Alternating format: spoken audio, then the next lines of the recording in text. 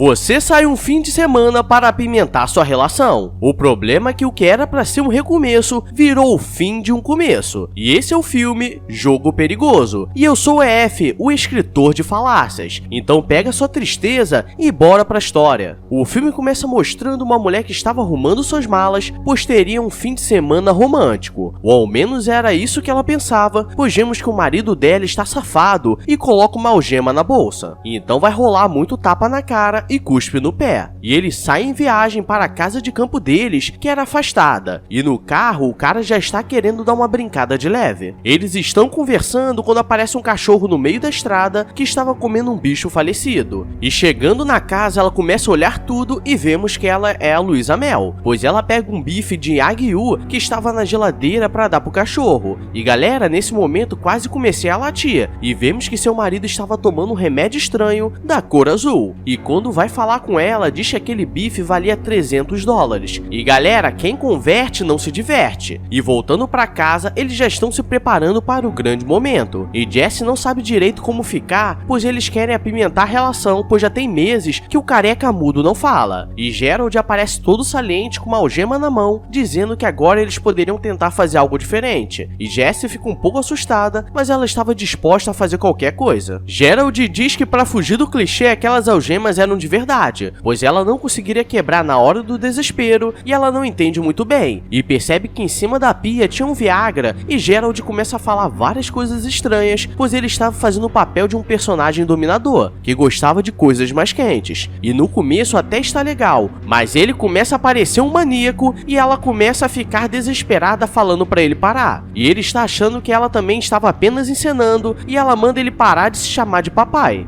E agora que vem o momento da loucura, pois ele começa a dizer que estava tentando fazer de tudo para eles voltarem a ficar animados. O problema é que do nada ele começa a ficar meio duro, mas no sentido errado, pois ele usou o azulzinho, mas não fez nada. Então começou a ter um infarto e deu uma falecida de leve. E ele fica caído em cima dela e Jesse não sabe se aquilo fazia parte do show dele. Então ela o levanta com o pé e o empurra e ele cai no chão. Jesse fica gritando para alguém ajudar. O problema é que eles estavam em um lugar afastado e aqueles dias os funcionários não estariam na casa, pois Gerald preparou tudo para que nada os atrapalhasse. E ela fica desesperada gritando e depois começa a conversar com o falecido achando que era apenas uma brincadeira, mesmo ela estando presa lá por mais de 4 horas. E pelas algemas serem verdadeiras, ela não conseguiria arrebentar. Jesse escuta um barulho e começa a pedir ajuda, pois poderia ser um dos funcionários, mas quem aparece é aquele cachorro que ela deu comida, pois ele é pobre e veio buscar a janta. E nesse momento eu ia ficar desesperado, pois estaria amarrado com o pastor alemão negão da canela fina com fome. Me diz se isso não é mistura da treta nervosa. O cachorro vai no corpo do Gerald e começa a cheirar, e Jesse tenta espantar, pois por instinto o cachorro tentaria comer alguma coisa, e ele consegue arrancar um pedaço do braço e fica sentado na porta comendo. E do nada Gerald levanta desesperado, tentando entender o que aconteceu, e quando ela vai olhar percebe que o corpo dele ainda estava no chão, então aquele ou era um fantasma ou ela estava ficando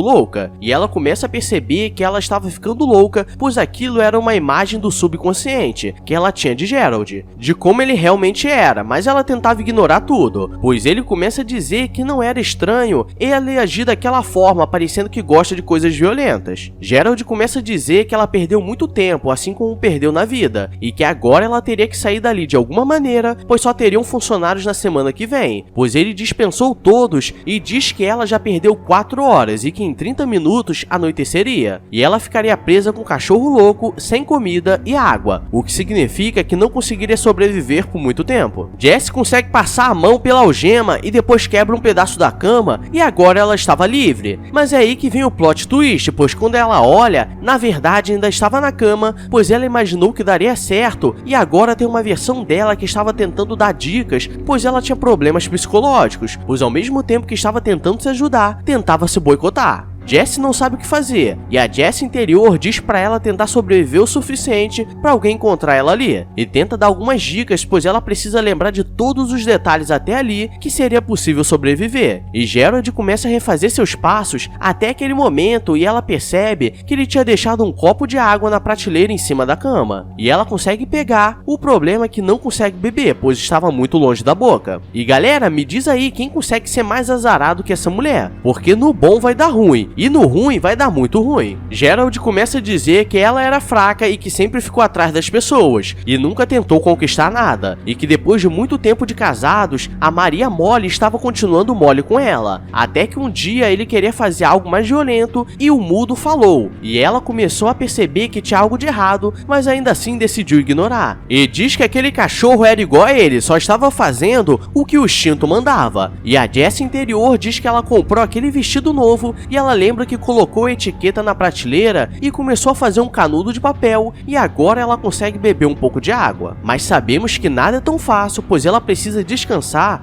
ou não aguentaria. E de noite ela escuta o som daquele cachorro assustado e está tudo escuro, e ela percebe um cara esquisito no canto do quarto e acha que era apenas a imaginação dela. E galera, olha esse cara. Se ele aparece pra mim, eu ia cair fedendo igual o Gerald, pois ele é o famoso Viagra ao contrário. E Gerald aparece dizendo pra ela ficar olhando pra ele, pois na posição dela ele poderia fazer qualquer coisa, e ela começa a dizer que ele não era real. Jessie começa a se lembrar de quando era pequena e a família dela foi uma viagem à casa de campo, e ela não se dava muito bem com a mãe, que estava grávida do quarto filho, e eles faziam um passeio de barco, mas ela não queria. E vemos que os pais dela costumavam brigar bastante, e é aí que vem a parte pesada do filme, pois ela fica sentada, pois naquele dia ia acontecer o eclipse de dia, e seu pai aparece dizendo que tinha saudades de quando ela era pequena e sentava no colo dele. E acho que vocês entenderam que alguma coisa de errado não está certa, pois ela começa a observar o eclipse sentada no colo do pai, enquanto ele fica pensando em coisas erradas, e ela acorda desesperada e estava toda cagada, pois aquilo era um pesadelo para ela. Ela ficou com o braço pendurado a noite toda, e estava com cãibra nas pernas e nos braços, e depois a Jessie interior começa a dizer que Gerald era apenas um espelho da vida dela, pois ela se casou com um cara mais velho, que era advogado igual seu pai, pois aquilo a marcou, e que as mesmas características sádicas que o pai tinha, Gerald também tinha. Por isso tinha fim de semanas que ele sumia e dizia estar em reuniões de trabalho ou em viagens, pois na verdade ele saía com outras mulheres, pois com ela não tinha mais prazer. E Jessie diz que fecharia os olhos para que eles sumissem, e ela volta a imaginar o que aconteceu anos atrás. Ela estava no quarto desesperada tentando entender o que aconteceu, e seu pai aparece dizendo que ela deveria contar, pois seria pior se soubessem depois, e começa a fazer um jogo psicológico dizendo que deveria contar, mas se contasse provavelmente a família seria destruída, e a mãe dela estava esperando mais um filho, e tudo dá a entender que depois daquilo no barco, ainda rolou alguma coisa no quarto, e Jessie desesperada diz que não contaria nada pra ninguém pra não acabar com a família. E galera, deve ser pesado pra uma criança passar por isso e ainda ter que guardar segredo. O problema é que quando ela acorda, ela vê aquele cara estranho lambendo o pé dela, mas na verdade era o cachorro, que vou apelidar de Cleitinho da Lambida, e Gerald aparece dizendo que se ela não conseguir sair dali, ela seria a próxima refeição do Cleitinho, pois ele prefere comida fresca e que aquele cara que apareceu à noite deve aparecer mais uma vez, e começa a dizer que ele não era a imaginação da cabeça dela, pois o cachorro saiu assustado quando ele chegou, além de ter marcas de pegadas no quarto. Gerald diz que daqui a alguns dias as pessoas sentiriam falta dele no trabalho e começaria as buscas, mas até lá já teria falecido, e quando encontrasse aquilo vazaria e acabaria com a imagem dos dois, pois seria algo difícil de explicar. E vemos que até no subconsciente dela, esse Gerald é uma desgraça, e ele diz que ela precisava se lembrar do passado para conseguir sobreviver, e ela não entende até que lembra de um dia que eles estavam em um jantar e ela ficou tão nervosa que quebrou um copo na mão, e seu pai a levou no banheiro para fazer um curativo, e nisso ela lembrou de uma reportagem que diz que o melado é capaz de deixar as coisas mais lisas, e esse é o grande plano dela, pois ela tentaria descer o melado no pulso e se soltar. E galera, ela já está sem comer e beber água. Agora quem inventar isso só está pedindo para se falecer mais rápido. Ela pega o copo na prateleira e começa a cortar o braço, e nesse momento me deu aflição, pois o melado começou a descer nervoso, e quando ela tenta tirar o braço da algema, a mão começa a rasgar, e eu dei uma desmaiada de leve, e ela tenta pegar o celular, mas já estava sem bateria, então ela arrasta a cama para pegar as chaves da algema em cima da pia, e consegue se soltar, e como não tinha curativos, ela pega um absorvente, pois o braço braço dela estava menstruado. O problema é que ela já estava sem forças e acaba desmaiando. E quando acorda, Cleitinho já estava safado tentando comer a mão dela. Mas as coisas vão melhorar, pois ela pega a chave do carro, mas Cleitinho fica assustado. E quando ela olha no corredor, aquele cara aparece e nesse momento eu teria desmaiado mais uma vez. Mas ela começa a dizer que ele não era real, que era apenas o reflexo da lua. E ela dá seu anel de diamantes para ele e sai da casa como se nada tivesse acontecido. Jesse consegue pegar o carro mesmo sem saber fazer baliza e sai pela estrada escura, mas ela estava quase desmaiando pois estava sem sangue e sem comida. E acaba tendo um pesadelo e bate, mas nisso já viu algumas casas por perto